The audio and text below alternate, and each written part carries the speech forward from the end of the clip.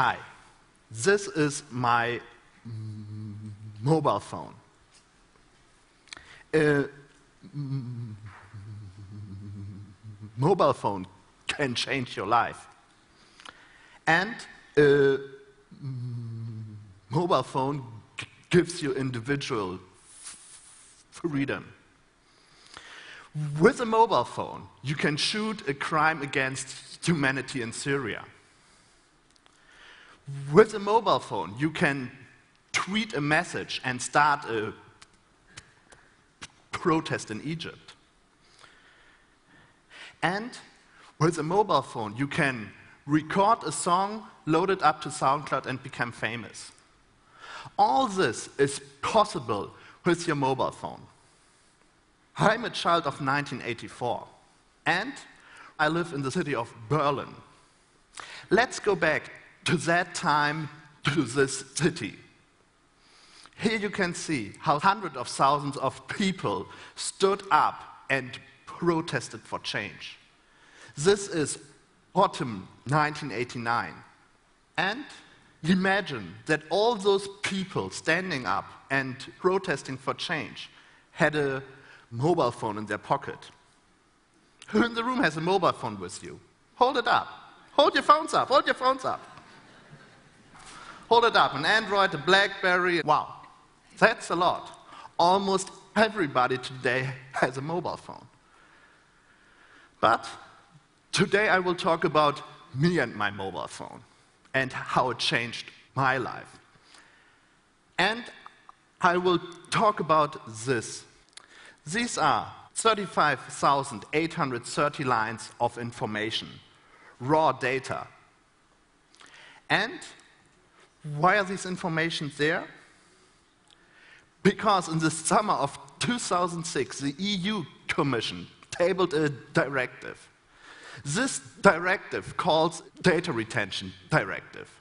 This directive says that each phone company in Europe, each internet service company all over Europe, has to store a wide range of information about their users. Who calls whom? Who sends whom an email? Who sends whom a text message? And if you use your mobile phone, where you are. All these information are stored for at least 6 months up to 2 years by your phone company or your internet service provider. And all over Europe, people stood up and said, we don't want this. They said, we don't want this data retention. We want self-determination in the digital age, and we don't want that phone companies and internet companies have to store all this information about us. There were lawyers, journalists, priests, they all said, we don't want this. And here you can see like 10,000 of people went out on the streets of Berlin and said, freedom, not fear. And some even said, this would be Stasi 2.0. Stasi was the secret police in East Germany. And I also asked myself, does it really work? Can they really store all this information about us every time I use my mobile phone? So I asked my phone company, Deutsche Telekom, which was at that time the largest phone company in Germany. And I asked them, please, send me all the information you have stored about me. And I asked them once, and I asked them again, and I got no real answer. It was only blah, blah answers. But then I said, I want to have this information, because this is my life. You are protocolling. So I decided to start a lawsuit against them, because I wanted to have this information. But Deutsche Telekom said, no, we will not give you this information. So at the end, I had a settlement with them. I put down the lawsuit and they will send me all the information I asked for. Because in the meantime, the German Constitutional Court ruled that the implementation of this EU directive into German law was unconstitutional. So I got this ugly brown envelope with a CD inside. And on the CD, this was on. 35,830 lines of information. And first I saw it and I said, okay, it's a huge file, okay. But then after a while I realized, this is my life. This is 6 months of my life into this file. So I was a little bit skeptical, what should I do with it? Because you can see where I am, where I sleep at night, what am I doing? But then I said, I want to go out with this information. I want to make them public, because I want to show the people what does data retention mean. So together with Site Online and Open Data City, I did this.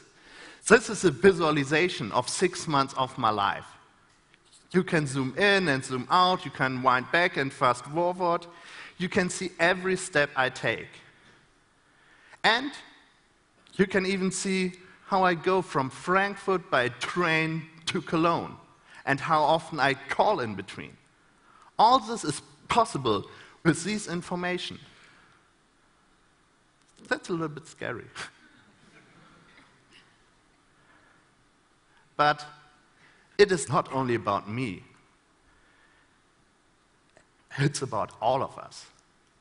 First, it's only like I call my wife and she calls me. And we talk to each other a couple of times.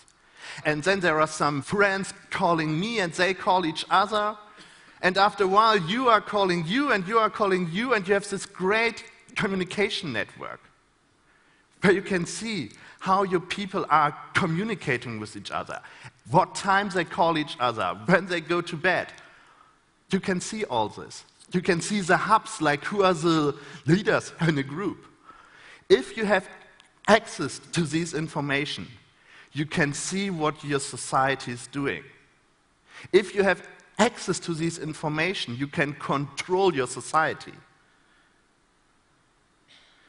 This is a blueprint for countries like China and Iran. This is a blueprint how to survey your society, because you know who talks to whom, who sends whom an email. All this is possible if you have access to this information. And these information are stored for at least 6 months in Europe, up to 2 years. Like I said at the beginning, imagine that all those people on the streets of Berlin in autumn of 1989 had a mobile phone in their pocket. And the Stasi would have known who took part at these protests. And if the Stasi would have known who are the leaders behind it, this may never have happened. The fall of the Berlin Wall would maybe not there. And in the aftermath, also not the fall of the Iron Curtain.